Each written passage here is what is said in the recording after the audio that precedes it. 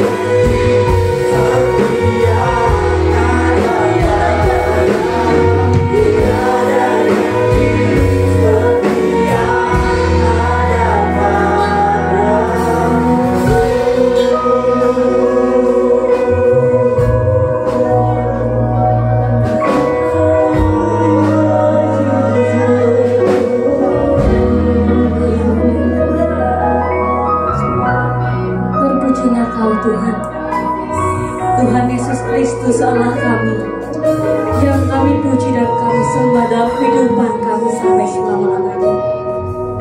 Terima kasih Yesus, terima kasih ya Roh Kudus. Pada hari ini Tuhan, pada pagi ini Yesus, kami berkumpul Tuhan di tempat ini. Kami mau memuji dan memuliakan nama-Mu. Kiranya Tuhan, Kau boleh duduk di atas pujian kami, dan nama-Mu Tuhan boleh tinggikan di dalam kehidupan kami. Terima kasih Yesus, terima kasih ya Roh Kudus. Kau berkati dan sertai ibadah kami Bapa, dari awal pertengahan hingga pada akhirnya, agar boleh berjalan dengan baik tanpa kurang satu apapun. Terima kasih Yesus, kami siap melaksanakan ibadah kami pada pagi hari ini. Hanya dalam nama Tuhan Yesus Kristus kami berdoa dan mengucap syukur. Amin.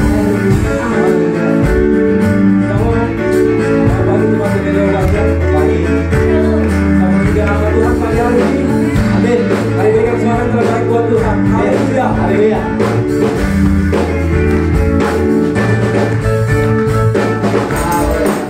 Di sini kita baru yang memuji, mengucap syukur dalam nama-Nya, Yesus Tuhan kita. Tuhan Allah di sini. Berkarya dirasakan semua, mari masukkan kebesaran-Nya, Allah yang perkasa. Haleluya, pujilah Dia di tempat duduknya. Haleluya, tinggikan nama-Nya, Allah yang perkasa.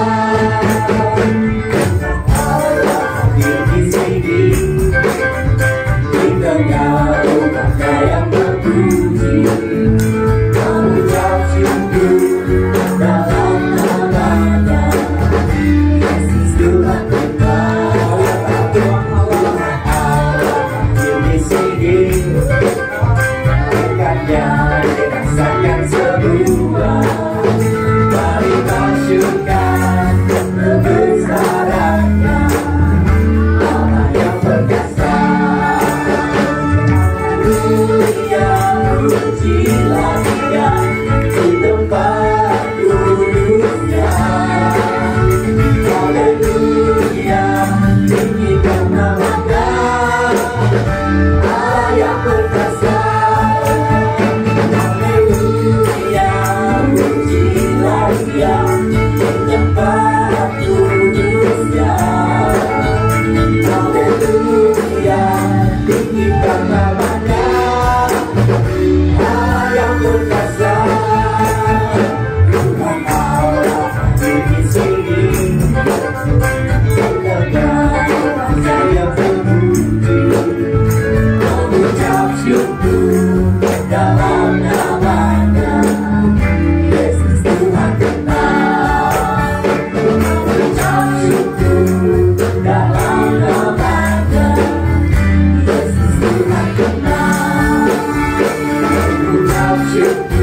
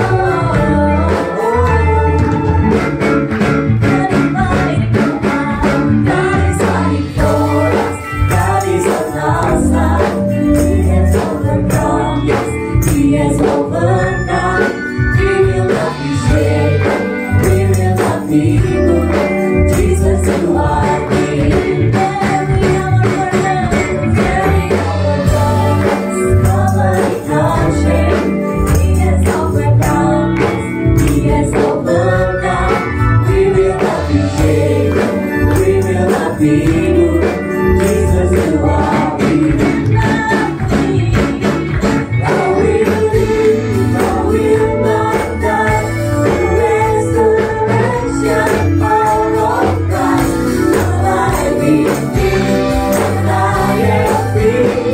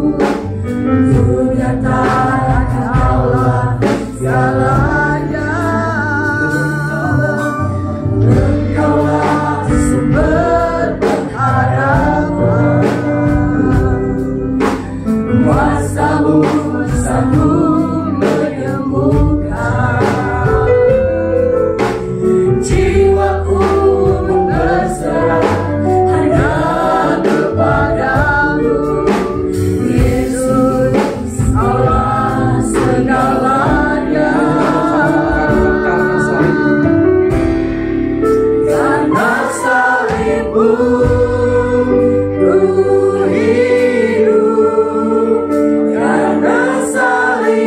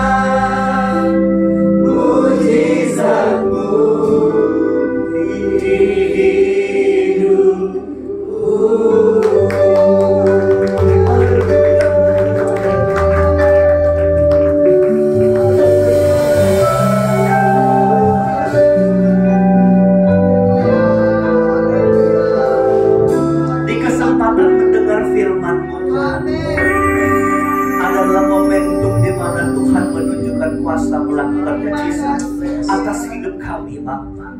Firman-Mu mengadakan yang tidak ada menjadi ada. Firman-Mu menjangkau yang tak terjangkau oleh akal pikir kami, Tuhan. Bahkan Firman-Mu yang memampukan kapasitas kami yang terbatas menjadi tak terbatas untuk menggapai setiap mimpi kami. Setiap doa-doa kami akan tersampaikan kepada Bapa karena Firman bekerja. Kami duduk diam dengan Firman-Mu, Firman yang adalah Allah sendiri, kekuatan kami. Di dalam nama Yesus Tuhan Juru Selamat kami berdoa, terima Firman-Mu dengan iman. Haleluya, haleluya, amin. Beri pujian buat Tuhan, kita yang percaya. Bapak Ibu Saudara, mari kita membuka Alkitab, kita membaca Roma pasal yang ke-12.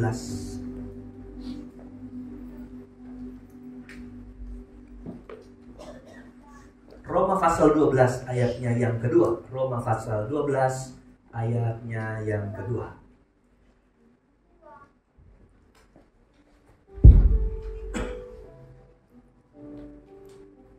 Janganlah kamu menjadi serupa dengan dunia ini, tetapi berubahlah oleh pembaharuan budimu, sehingga kamu dapat membedakan manakah kehendak Allah, apa yang baik, apa yang berkenan kepada Allah, dan yang sempurna. Ada hal yang lebih penting dari sekedar datang beribadah. Ada yang lebih penting dari sekedar Anda setiap minggu hadir di setiap kebaktian.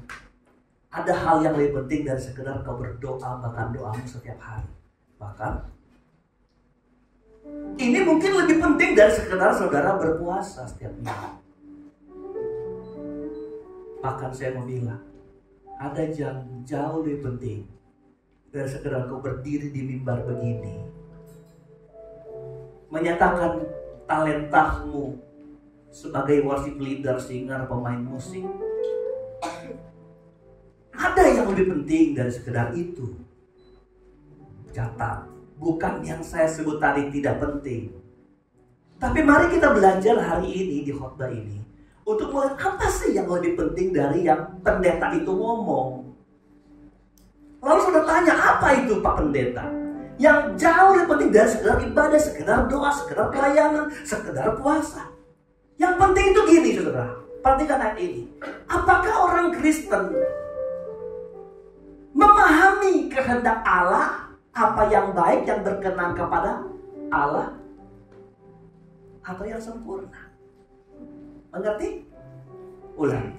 Yang lebih penting dari sekedar saudara sudah beribadah melayani Tuhan begini, apakah kita mengerti kehendak Allah atau tidak? Mana yang Tuhan mau atau yang Tuhan gak mau? Apa yang baik, yang berkenan Allah dan yang sempurna, kita ngerti atau tidak? Kenapa Bapak Ibu Saudara begini? Ada orang yang boleh aktif ibadah, tapi dia pulang ibadah gak bawa pemahaman ini, ngerti kehendak Tuhan atau tidak. Dia doa, boleh dia doa saudara, tapi habis doa dia nggak mengerti mana yang Tuhan mau dan mana yang enggak, yang Tuhan tidak mau. Dia nggak bisa pilih mana itu, sehingga dia jalani kehidupan ritual kerohaniannya, tapi dia nggak bisa di luar memaparkan isi hati Tuhan dengan memahami kehendak Tuhan. Haleluya. Jadi mengimbangi kesetiaan saudara, mengimbangi doa-doa saudara yang bertubi-tubi, mengimbangi kesetiaan pelayanan saudara, saudara harus keluar dari sini, dari mimbar tontonan rohani ini, keluar dengan apa? Memahami ini, apa yang Tuhan mau saya di tempat kerja, apa yang Tuhan mau saya di sana, mau di dalam pergaulan dan seterusnya. Itu sebabnya kita gak kaget kalau menemukan ada orang-orang yang kemudian hebat dalam pelayanan lalu dia terhilang, bahkan selama-lamanya dalam gereja. Kenapa? Karena ketika dia menggulirkan hidup di luar, dia gak bisa pahami mana yang Tuhan mau, yang gak mau. Dia terikat dan gak bisa kembali lagi dalam pelayanannya, kembali lagi dalam waktu-waktu doanya, kembali lagi dalam waktu hari Minggu beribadah. Kenapa? Karena dia jalani tidak ada dalam pemahaman begitu. bahwa saya harus hidup sebagai orang Kristen, tidak hanya sekedar ibadah, doa, pelayanan, tapi hidup saya harus memahami kehendak hati Tuhan di hidup ini, dimanapun saya ada dan pergi.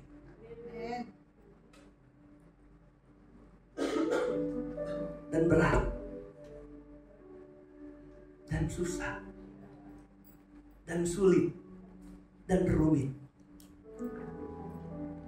Kalau ini terjadi, beribadah, pelayanan, tapi engkau mengerti di luar sana apa yang Tuhan mau, maka semua yang kau tampilkan di sini namanya itu topeng.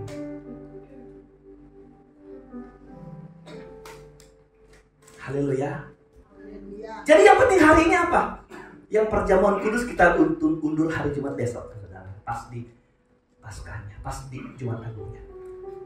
Gini kita mau belajar hari ini. Tuhan, bagaimana saya tidak hanya jadi orang Kristen yang monoton mengerjakan liturgi agama, tapi kemudian saya juga hidup dalam memahami Tuhan dan isi hati Tuhan. Saya nggak banyak ayat hari ini, bahkan cuma ayat ini yang saya kesana kemari obrak-abrik kita bahas kita pada hari ini. Perhatikan kalimat ini. Ini ada daun-daun yang terhalang, saudara. Kenapa ada daun-daun hari ini, saudara?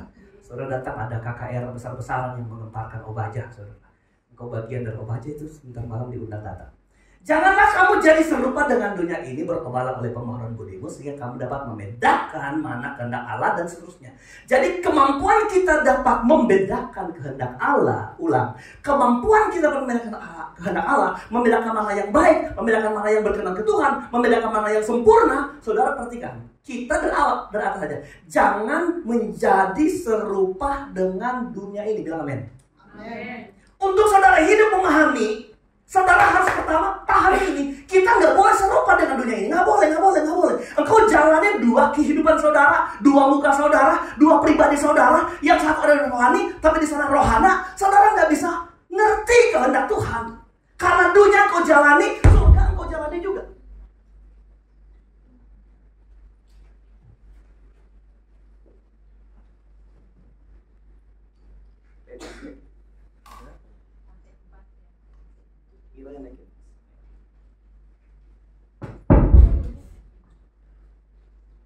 Nah Bapak Ibu, ini PR mungkin bagi kita. Dari kemarin sebenarnya daya kita sudah memahami 32.000. Cuman pembagian daya kita nggak imbang. Setelah sekolah minggu ditambahin AC dan sebagainya. Kemarin kami sudah hubungin Pak Aro juga, cari orang, dan dia merubah jalur di sini, saudara. Ada biaya yang harus dikeluarkan. Nanti ketemu Pak Aro ada berapa. Tapi ada kami yang langganan di sini, dia sudah siapkan, cuman kita karena dua dana kita hubung supaya pembagiannya dia di pastori kali 3 pas, yang di sekolah minggu dan di gereja, di sekolah minggu dan sini itu pas imbang. Jadi biar sekolah minggu pakai di sini nggak turun seperti ini. Oke, Bapak Ibu, sampai di mana tadi? Jadi gini, untuk memahami kehendak Tuhan, kita tidak boleh jadi serupa dengan dunia ini. Haleluya. Jadi kita jangan menjalani dua kepribadian rohani dan kepribadian rohana, saudara ya. Yang surga, yang dunia kita mix, kawin campur di situ, saudara. Dan dengar, kekristenan yang begini nggak pernah bisa memahami syariat Tuhan. Saya ulang, kekristenan yang model begini nggak bisa pahami syariat Tuhan. Mari kita mulai belajar menempatkan diri benar, jadi orang Kristen, memahami syariat Tuhan. Tangkap ini. Saya tidak boleh jadi serupa dengan dunia. Serupa itu sama dengan. Serupa itu kita bukan itu, tapi kita jadi serupa itu. Jadi kuda serupa sapi, saudara. Kuda serupa sapi. Waktu dia berupa sapi, tapi dia bukan sapi, dia tetap apa? Kuda, saudara ya. Jadi jangan bayangkan ada kuda berupa sapi, gimana ya? Kalau lagi marah bukan nendang-nendang, karena sifat dari si kuda kalau marah nendang belakang, tung. Kalau sapi marah apa? Nanduk. Dia tiba-tiba ada kuda marah, dia bukan nendang, dia nanduk-nanduk. Kuda serupa sapi, saudara. Ada satu waktu ada percakapan antara ayam sama bebek, saudara. Pernah dengar ayam sama bebek ngobrol? Saya baru piara ayam, belum piara bebek di belakang. Ntar saya piara bebeknya, nanti dengar mereka ngobrol. Di satu kolam Ada bebek lagi berenang, sementara ada seekor ayam di atas pohon bertengger di cabang yang kokoh. Ayam jantan, ayam jago. Lalu ayam ini berkokok. Gitu. Karena style ayam memang berkokok, bukan Oke. Dia lihat si bebek lagi berenang dekat dia. Dia bilang, "Bebek, kamu lihat aku. Aku tidak sama seperti kamu." Dia suaraku, gagah bukan? Kamu mana suaranya? Saking malu bebek gak bisa mengeluarkan suara. Kenapa? Karena suara bebek pernah dengar? Kayak orang sakit asma. Gimana saya ini gak bisa ngikut? Kayak asma, orang sakit asma. Lihat bebek, ayam. Bebek, gak ada bebek jago. Ayam jago ada, saudara. Ya kan? Mana ada petarung ayam, petarung bebek sama bebek. Yang ada pertarungan ayam, saudara. Kamu apa bisanya? Lihat aku bisa terbang, sekalipun gak seperti burung. Kamu mana bisa? Nah, banyak dia hina, saudara. Karena dia bukan seperti. Lalu bebek dengan santai cuma satu kalimat dia bilang, "Ya betul, tapi ada yang kamu gak bisa buat serupa aku bisa buat." "Apa itu?" katanya. "Aku bisa berenang di kolam ini dengan leluasa, menikmati dinginnya air ini." "Apa kamu bilang?" "Aku juga bisa serupa kamu." Nah, dia mulai berubah jadi apa? Karena dia mau jadi serupa bebek, maka dari cabang dahan ini, pohon ini, dia terbang ke kolam, pingin berenang kayak bebek. Setelah dia kecebur di air, maka ayam itu masuk sampai ke dasar kolam. Orang-orang yang mengikuti style yang bukan panggilan dia lama-lama mati. Perhatikan. Haleluya. Jangan kamu jadi serupa dengan dunia ini. Karena waktu kita mau belajar jadi serupa, hidup kita akan mati. Rohani kita akan mati. Tumpul, lama-lama tumpul. Lalu kita nggak bisa ngerti apa kehendak Tuhan, mana yang baik. Padahal kita tiap minggu di gereja dengar khotbah dari pendeta yang sekali pendeta luar negeri, saudara. Tapi kita pulang nggak ngerti. Kenapa Bapak Ibu? Karena kita masih menaruh di hidup kita gaya dan style dunia di hidup ini. Saudara, itu akan menjadi gap rohani kita untuk masuk dalam mengenal Tuhan lebih sungguh. Haleluya. Apa yang menahan kita mengerti Tuhan? Karena kita nggak mampu bertahan dalam menjaga style anak Tuhan. Waktu kita dipanggil Tuhan, kita diubah jadi dari budak jadi apa? Jadi anak. Anak apa kita? Anak raja, saudara. Anak raja sangat berbeda dengan anak gembel. Beda. Dandanannya, tatanannya beda. Cara ngomongnya beda, saudara. Beda. Cara jalannya beda. Orang hidup di istana sampai jalannya diatur. Kehidupan kita begitu, saudara. Kita berbeda, saudara. Haleluya. Haleluya. Berubah. Jangan kamu jadi serupa dengan dunia. Maka Alkitab memberi cara bagaimana kita mempertahankan style kita anak Tuhan. Supaya kita tidak jadi serupa dengan dunia. Sini, gini. Berat sekali orang Kristen mempertahankan stylenya. Karena dia digesek selebih banyak di luar daripada diasah di dalam gereja. Hitung saudara di hari ini. Kita hitung itu hari. Berapa jam kita di gereja? 2 jam? Nggak sampai. Berapa lama kita dengar khotbah? Tapi engkau keluar dari sini. Berapa lama suara-suara sumbang datang ke telinga saudara setiap waktu? Setiap saat. Itu baru hitungan hari. Hitungan minggu. Berapa banyak kali pengaruh-pengaruh negatif masuk ke telinga kita? Dan apakah kita mampu bertahan dengan style anak Tuhan yang Tuhan sudah tampilkan kita? Atau kita jadi kuda serupa sapi? Apalagi domba serupa serigala. Berat. Tapi saudara saudara dengar khotbah ini, dengar firman ini. Ini formula yang Allah beri kepada kita supaya kita mudah. Amin, saudara.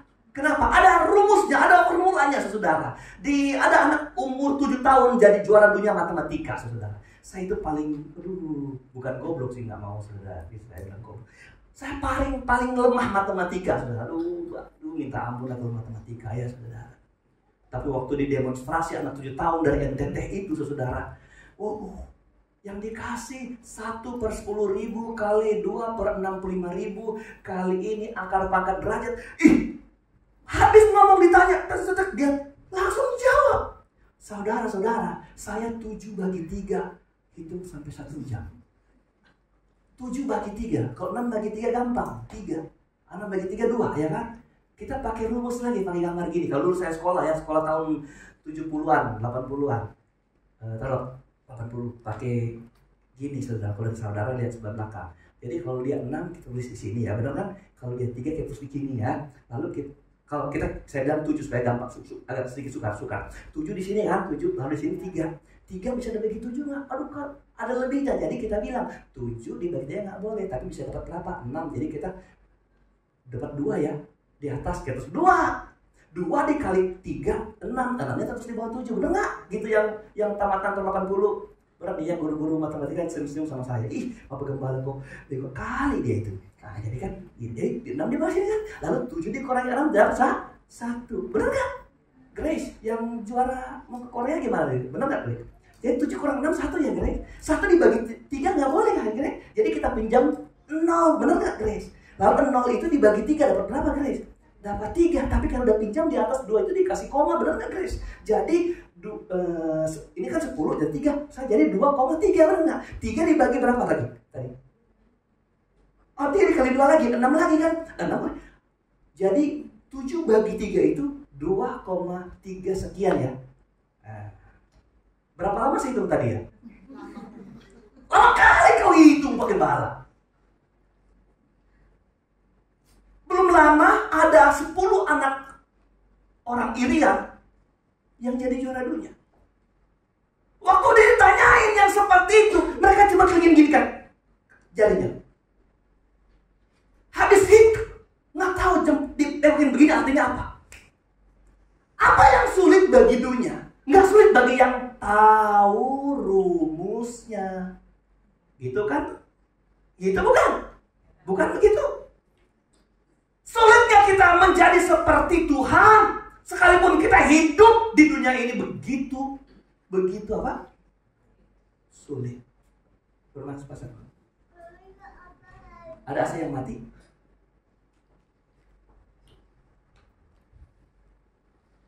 Itu. Saya gerah. Oke? Tidak ada yang sulit kalau tahu formula. Nggak ada orang yang bilang gini, Tuhan, sulit jadi orang Kristen. Nggak bisa aku jadi seperti Tuhan karena aku dikamiri setiap waktu oleh dunia ini. Tapi adalah tahu formula. Dan formula Tuhan nggak suka, nggak sulit, gampang. Apa itu? Pertama, kalau kita mengerti tentang Allah, kita jangan jadi serupa dunia ini. Nah, Alkitab bilang gini, hanya satu cara untuk tidak jadi serupa dengan dunia ini. Hanya satu cara untuk nggak jadi serupa dengan dunia ini, supaya kita bisa mengerti kehendak Tuhan. Apa itu? Dia minta kita apa? Berubahlah oleh apa? Pembaharuan budi. Waktu kita berubah budi, kita tidak jadi sama dengan dunia. Sederhana bukan? Rumusnya nggak gampang seperti matematika tadi. Kita berubah budi, kita tidak menjadi serupa dengan dunia ini. Saya ulang. Ada yang wangi berkuning gini. Matematika sudah pintar, mungkin ini sudah kurang terlalu pintar. Saya ulang. Dengar. Untuk tidak jadi serupa dengan dunia ini, hanya satu. Berubahlah oleh pembaharuan budi. Apa itu budi? Budi itu nous. Budi itu intelektual. Budi itu ternyata pikiran. Haleluya. Sederhana bukan? Mau tidak jadi serupa dengan dunia ini, supaya kita memahami mana kehendak Tuhan. Dia bilang, engkau harus berubah pikiran. Berubah pikiran. Saya ulang. Berubah pikiran. Bilang dalam hati, berubah pikiran. Tuhan gak nuntut apa-apa, jauh. Untuk kita gak jadi serupa dengan ini. Sederhana, berubah pikiran. Sesederhana itu Tuhan. Tapi Tuhan tahu dari mana sumber perubahan hidup kita. Tuhan ngerti, Tuhan yang ciptakan kita dari ujung rambut sampai ujung kaki. Jadi dia tahu formula untuk berubah hidup kita. Tuhan bilang harus dimulai dari pikiran orang itu. Karena apa yang kita pikir, itulah yang menjadi apa? Ucapan kita. Apa yang terkandung dalam pikiran kita, itulah yang kita implementasikan di dalam gerak-gerik kita, gaya-gaya kita, reaksi-reaksi kita. Itu apa itu? Itu sumbernya dari sini. Maka kalau ini diubah, reaksi kita pasti jadi sama dengan ubahan pikiran kita. Haleluya. Pikiran. Kenapa pikiran? Pikiran satu dengan tempat peperangan antara kuasa gelap dan kuasa Tuhan. Kita berperang dengan iblis adalah di pikiran kita. Kita nggak minum minuman keras itu karena ada otak kita yang sedang bekerja, saudara. Haleluya. Hari Kamis malam saya bicara sedikit singgung gini. Kadangkala musuh jauh lebih baik dari sahabat. Benar? Loh. Kadangkala musuh jauh lebih baik dari sahabat. Kenapa? Karena ada sahabat yang justru mau jurumus kita. Dulu kan nggak perokok kan, tapi yang ngajak orang merokok siapa? Bukan musuhmu, sahabatmu. Udahlah, kamu nggak hargai teman. Kita jadi peminum apa? Siapa yang ngajak? Bukan musuh kita, teman kita. Udahlah, kita kan teman, masa sama teman nggak hargain. Akhirnya apa? 1 gelas, 2 gelas. Siapa yang buat kita? Sahabat. Kalau pikiran kita benar, saudara, apapun yang menggoda kita akan terus menjaga sikap kita, style kita sebagai anak Tuhan. Haleluya. Peperangan itu di sini, saudara, di pikiran. Berikut, kenapa pikiran? Pikiran itu adalah tempat perubahan. Ya iya, Om udah ngomong. Kata bertobat dalam bahasa Yunani ditulis apa?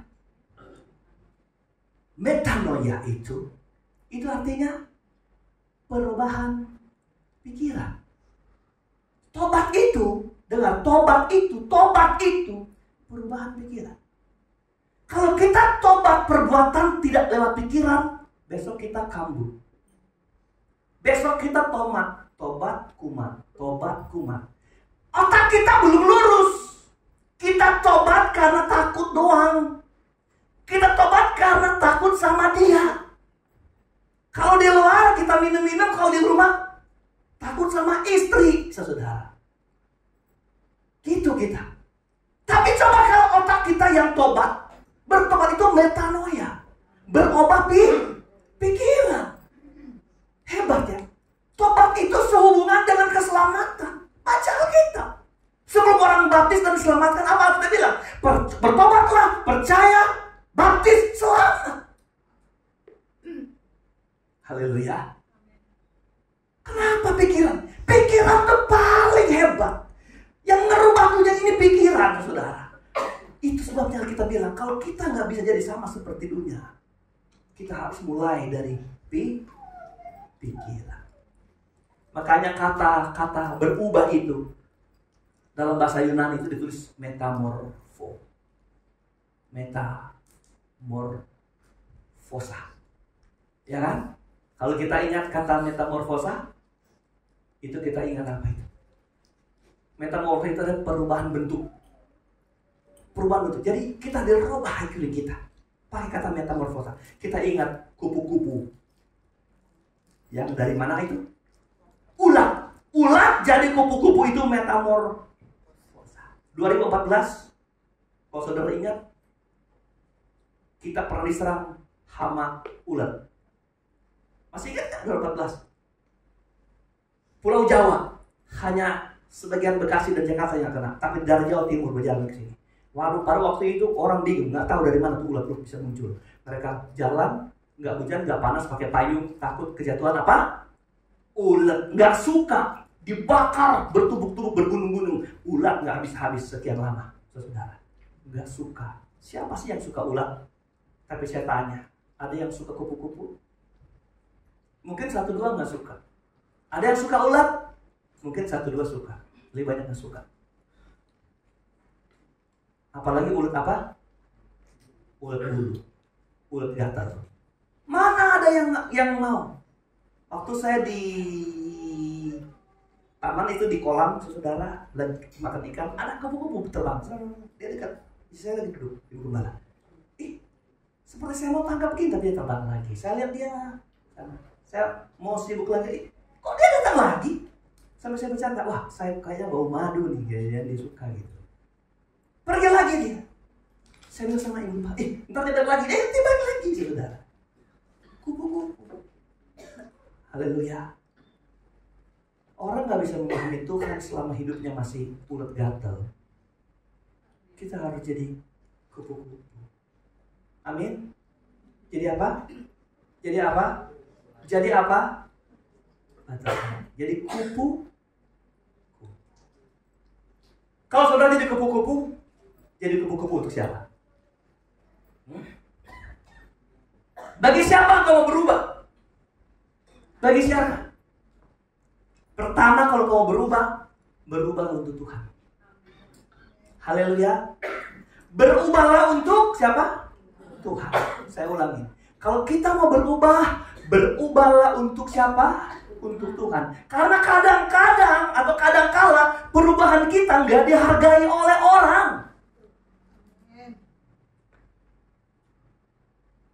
Betul? Nggak ada. Yang dia ingat satu kesalahan kita kemarin terbawa, kita berubah nggak dihargai orang. Orang-orang begini akan terus kecewa. Saya nonton seorang cowok 21 tahun menembak mati teman-teman kuliahnya di Amerika bersama beberapa dosen. Ditembak mati, terus diberondong sama senjata, saudara. Ditangkap, ditanya, dia tidak pernah ada kesalahan apapun di mata ayah ibunya. Kenapa? Karena dia begitu baik, karena dia begitu. Cuma dia anak pendiam, suka mengurung diri, saudara. Tapi ternyata ada yang tidak pernah diketahui orang, yang dia simpan dalam diri dia dan terjetus di pada waktu itu untuk membunuh. Di satu sisi saya membaca ada seorang pemuda sekolah kita itu dikasih tahu dia, saya lupa namanya. Lalu dia menikah dengan seorang aktor, seorang artis keturunan Cina. Dia main sama Jackie Chan, sama model film yang banyak, saudara. Sekali dia bukan pemeran utama. Saudara, waktu dia pacaran sama ini, anak gadis ini pecandu narkoba drug. Saya lupa apa istilah narkoba itu, saudara. Satu waktu dia ditemukan mati, pacarnya telepon sama polisi. Ini sudah gak bernafas. Mereka datang, mereka nggak bisa percaya orang lain karena cuma ada dia di situ dan dia dituduh sebagai pembunuh pacarnya. Dia bilang, saya tidak membunuh. Dia masuk penjara selama hampir 3 tahun, saudara. Tapi dia seorang hamba Tuhan. Dia kalau khotbah melalui pantomim, saudara. Saya lihat foto-fotonya atau video-videonya. Dia khotbah seperti itu. Dia mempertahankan bahwa dia tidak pernah, tapi orang bilang, hanya kamu, saudara.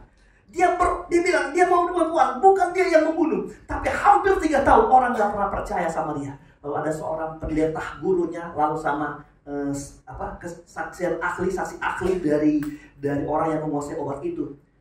Yang orang kok kecenderungan obat itu, dia akan membanting-banting dirinya, membetul-betulkan kepalanya. Lalu pacarnya ini setiap kali dia mau usaha gadisnya berubah, tapi susah. Kalau dia tetap minum, dia yang bawa bantal waktu gadisnya mau jatuh, dia yang taruh, tapi suatu nggak bisa. Gadis itu tetap mati. Saudara lihat ya, mempertahankan sesuatu yang benar kadang suka untuk dimengerti.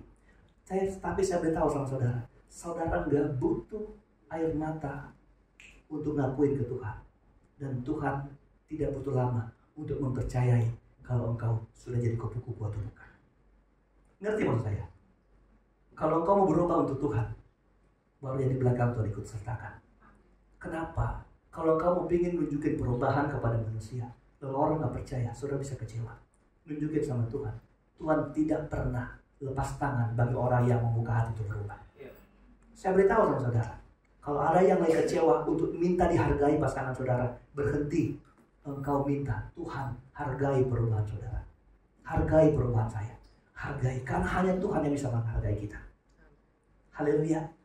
Haleluya. Haleluya. Kalau engkau bisa berubah, lalu urusan yang lain Tuhan bisa ubah hati mereka untuk menerima kita yang mau berubah. Tapi kita kalau bertobat, bertobatlah kepada Tuhan. Amin. Bertobat kepada Tuhan itu dari mana? Pikiran, hati kita. Kita nggak jadi serupa dunia. Kita tahu memilih mana yang berkenan dan mana yang bukan. Haleluya, sederhana bukan? Sederhana bukan? Maka saya beritahu, ibadahmu hari Minggu akan menjadi ibadah yang memberkati hidup saudara. Maka ibadahmu itu bukan topeng, bukan karena ada sesuatu. Hari Kamis malam saya khotbah tentang satu orang Samaria yang pulang bilang terima kasih karena dia nggak butuh pamrih dari banyak orang. Dia hanya butuh Tuhan yang sudah menolong dia. Ada orang yang datang. 9 orang pergi ke Musa. Ikutin Taurat Musa. Ikutin tuh firman Tuhan. Tapi tidak menghargai si penolong itu. Kita orang percaya. Waktu kita berubah, maka pelayanan kita dan pelayanan yang memberkati. Memberkati hidup kita. Amin.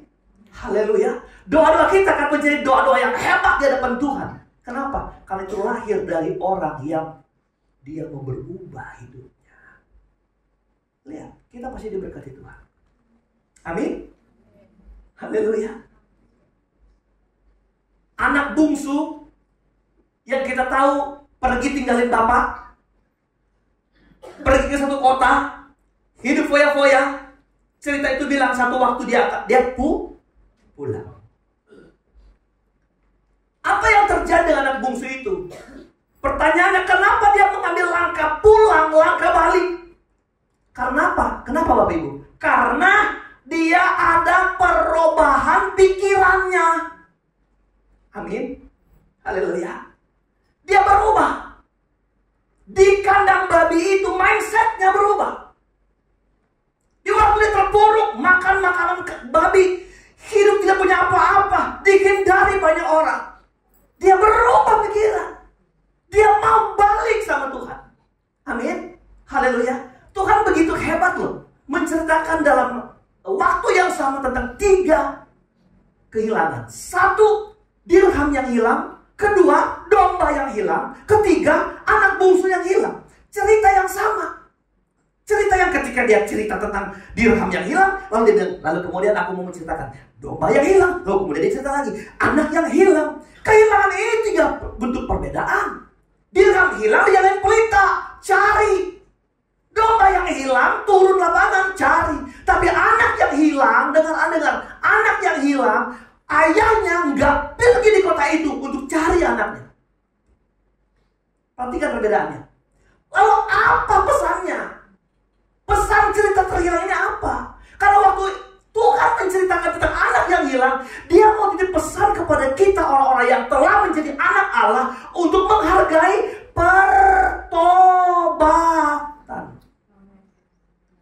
Di kandang babi itu mindsetnya berubah. Di kandang babi itu pikirannya berubah. Di rumah bapakku banyak tempat, banyak makanan. Aku makan makanan binatang di tempat ini. Berubah dia. Aku mau pulang kembali kepada bapak. Sekalipun bapak nggak menganggap aku sebagai anak, tapi mindsetnya berubah. Di mana? Di kandang babi itu, saudara.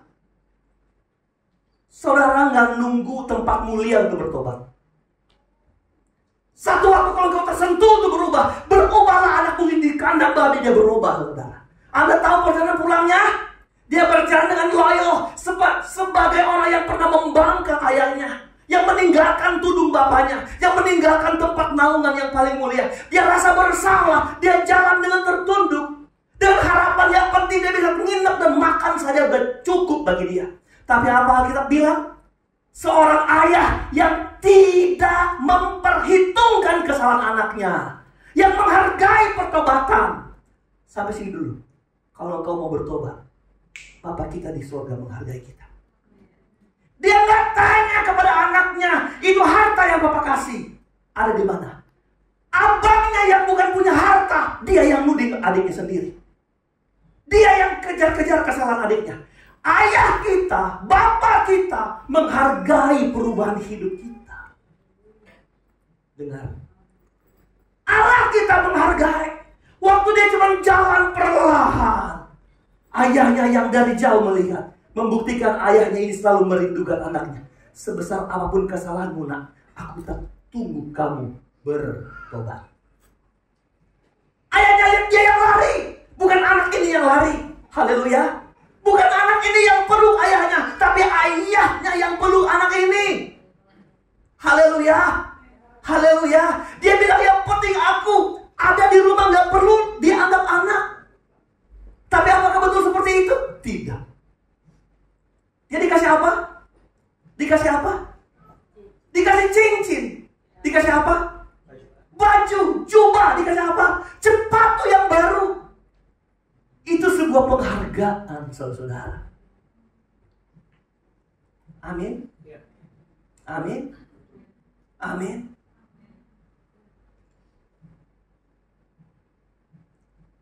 Berhenti menyalahkan hidup saudara terlalu jauh dari apa yang kau pernah buat.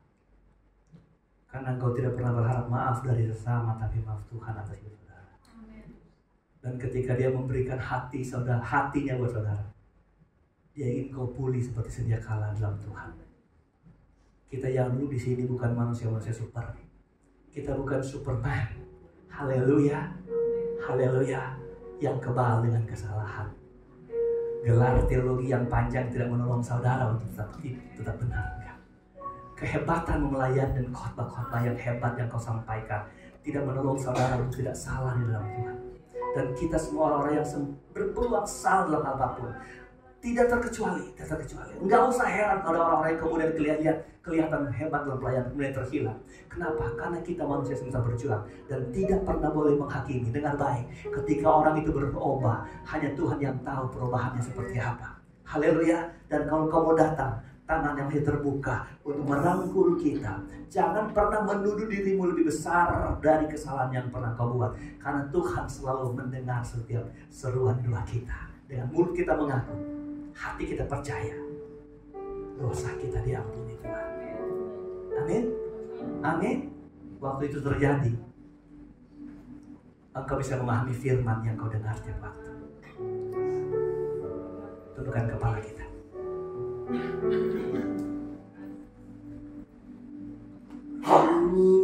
Di tangan,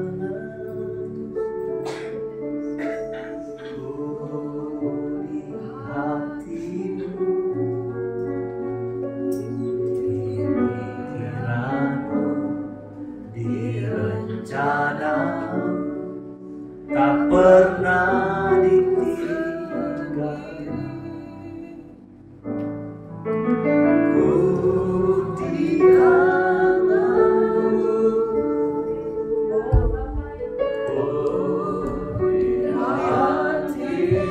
Kami yang berdosa, kami tahu kami masih di hatimu Tuhan.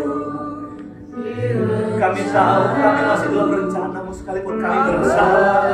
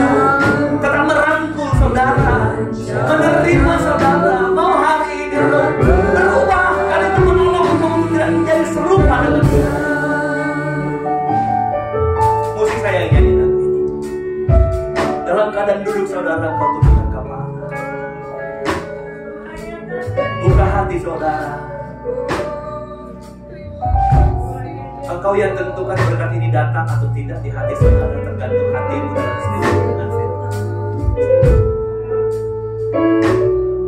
Sadarkah kita, ngertikah kita bahwa kita sebenarnya tidak pernah jauh dari hati Tuhan? Seperti seorang bapa yang terus menunggu kita, kapan kita pulang? Kapan kita balik? Apakah di sini ada yang sedang berpikir ini? Dosaku kecil, jangan balik dulu. Ini nggak apa-apa di hadapan Tuhan.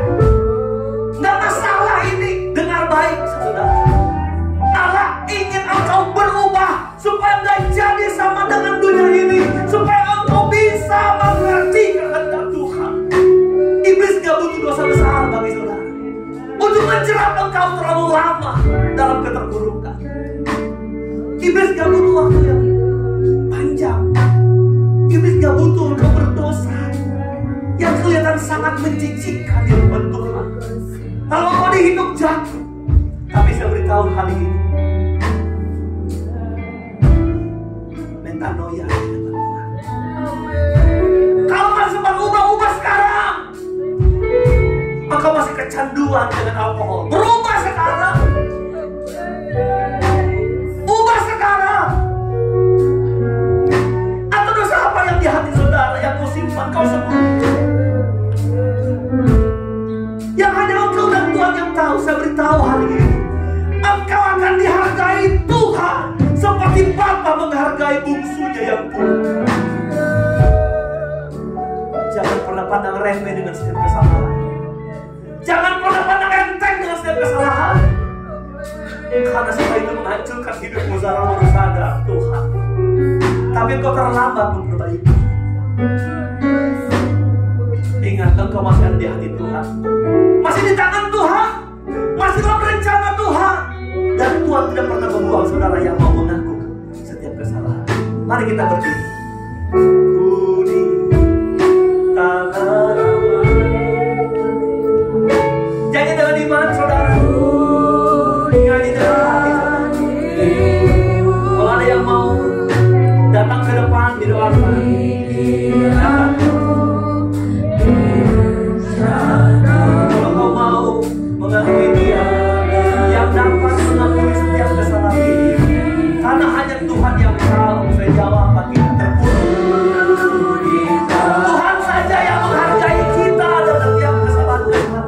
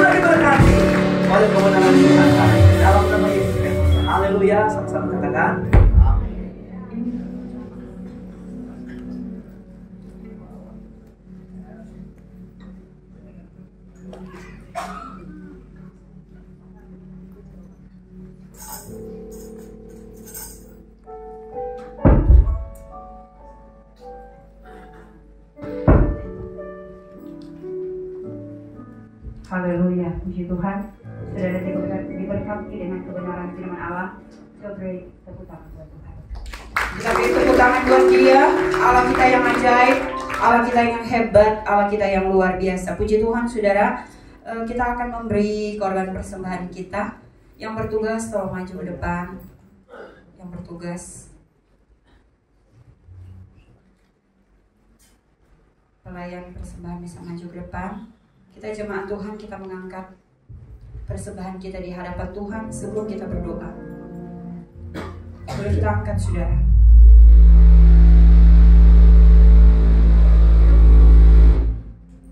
Haleluya, Yesus. Terima kasih Tuhan Yesus. Terima kasih Tuhan. Terima kasih Yesus. Engkaulah yang menjadi kekuatan di hidup kami Bapa. Engkaulah yang menjadi pengharapan kami satu-satunya. Engkaulah yang menjadi sandaran hidup kami Tuhan. Dan kami bersyukur atas kebenaran firman Allah yang sudah Tuhan sampaikan di hari ini. Berkati hamba firman-Mu, urapi terus dan pakai dia lebih dahsyat dan luar biasa Bapa. Saatnya kami akan memberikan korban persembahan kami Tuhan. Engkau layakkan kami. Dan ketika kami memberi, kami percaya dengan iman hidup kami diberkati oleh Tuhan. Buat tangan kami, buat pikir kami diberkati oleh Tuhan. Rumah tangga kami, keluarga kami, pribadi kami diberkati oleh Tuhan. Kami memberi di dalam nama Tuhan Yesus Kristus. Haleluya. Amin. Puji Tuhan. Kita angkat satu pujian. Dan kita akan memberi yang terbaik buat Tuhan.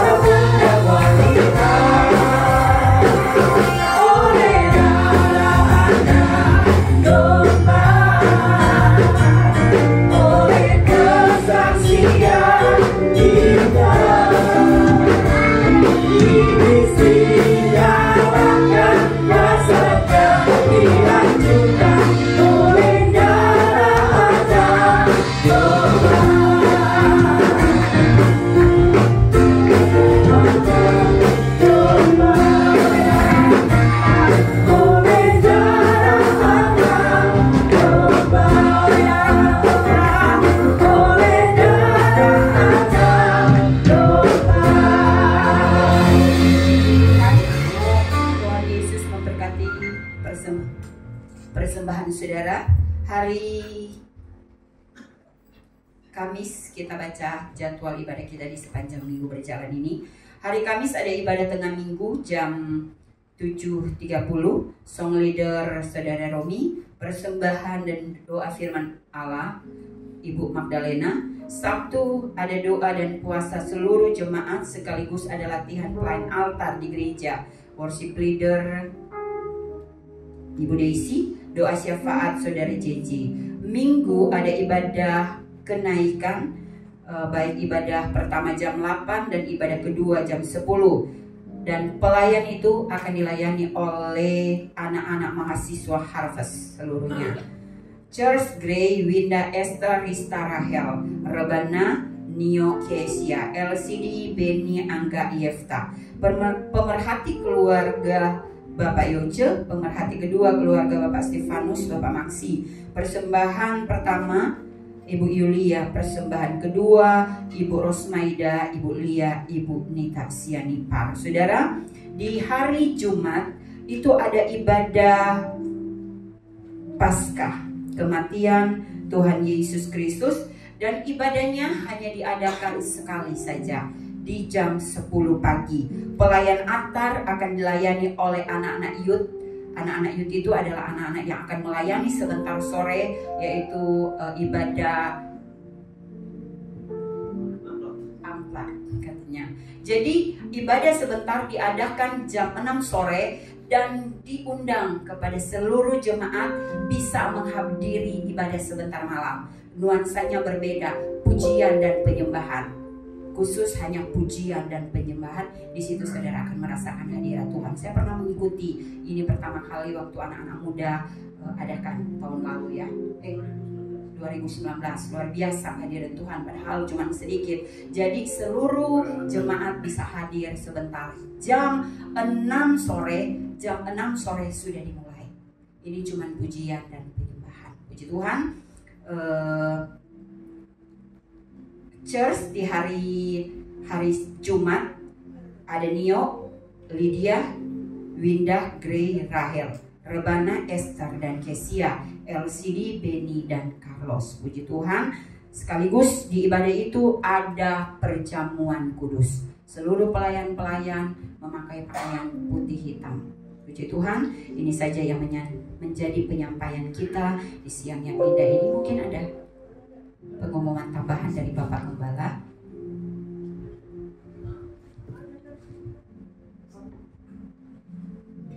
Baik Bapak Ibu Saudara, besok Minggu jam 7 malam kita mulai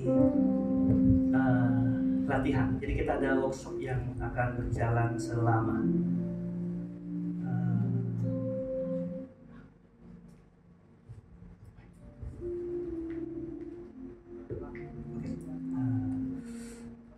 selama 3 bulan. Rencana planningnya seperti itu. Karena ini hasil rapat kita kemarin, kita bicara tentang pelayanan-pelayanan, saudara. Ternyata yang saudara bisa lihat sekarang ini yang tampil begini tetap masih perlu diasah. Nah, kita mulai minggu besok setiap jam 7 kita ada workshop untuk pelayanan. Jadi semua yang disebut pelayanan, kegiatan pelayanan semua yang terlibat melayani, misalnya singer, WL, choir, tamborin. Kita datang, kita mau tata seperti apa sih sebenarnya. Mungkin hari ini udah bagus kok gitu, cuman ada yang masih bilang kita harus begini. Nah, kita sudah pelatih dan selama 3 bulan kita akan latih dan selang-seling sih sebenarnya 1-3-2-4. Saya ngisinya tentang worshiper seperti apa, nanti kalau teknisnya seperti apa, pegang mic, cara penyembahannya seperti apa, itu dilatih. Nah, ini dilakukan untuk 2 hal. 1, bagi semua pelayan-pelayan, kalau saudara masih merasa mau melayani, berarti saudara akan datang di setiap pertemuan itu. Karena berarti kalau saudara nggak datang, saudara sudah menyatakan mengundurkan diri untuk melayani. Karena setelah itu kan kita akan praktekkan apa yang kita dapat, ya. Itu pertama. Jadi bagi pelayan, saudara harus datang karena mungkin diasah, diperbaiki gitu. Kedua, kesempatan ini adalah peluang bagi saudara yang mau melayani. Jadi siapa tahu di workshop itu kita merekrut orang-orang yang ternyata dia talenta, cuman dia diam-diam, ya, suaranya bagus, dia malu karena mungkin dia ada sesuatu yang menahan dia. Nah, di sini kita dilatih keberanian, dilatih ngomong, dilatih untuk kayak tadi itu sebenarnya sudah harus ngomong ya. Denny masih malu-malu ngomong, kalau ngomongnya tarik mic-nya terlalu jauh. Jadi yang dia cerita sudah dia ngomongin nggak kedengaran, harus nempel aja, ya. Gitu. Itu salah satu yang harus kita perbaiki, ya. Pujian penyembahannya kita harus ngikutin ritme. Nah, ini mungkin salah satu yang harus juga.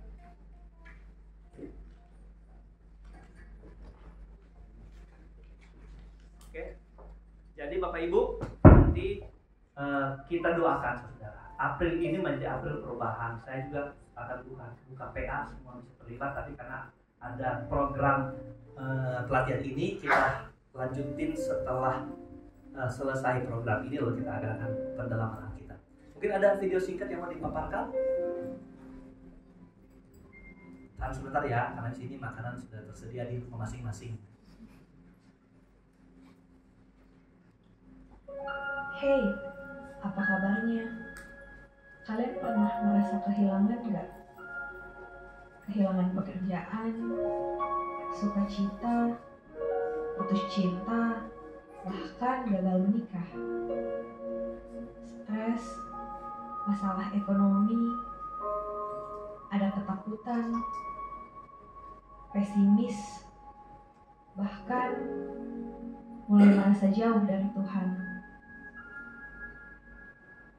We have lost many loved ones and even lose ourselves. Keadaan took so much from us. We are so hopeless during this time. Like, is this what my life supposed to be? Come and join us. Cast all your burdens.